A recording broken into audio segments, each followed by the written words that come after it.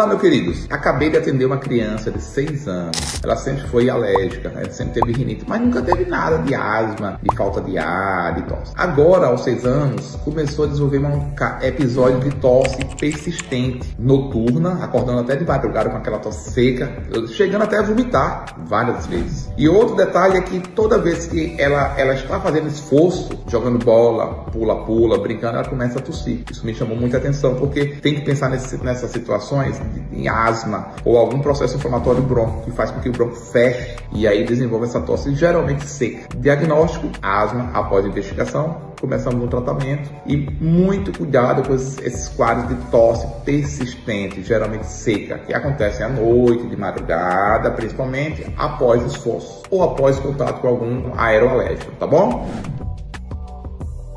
Esse é mais um corte das nossas lives. São lives que eu realizo periodicamente no Instagram e aqui no canal do YouTube. Para quem não me conhece, eu sou George Amado, sou médico pneumologista, realizo atendimento presencial aqui em Aracaju e atendimento online ou videoconsulta para todas as regiões do nosso país.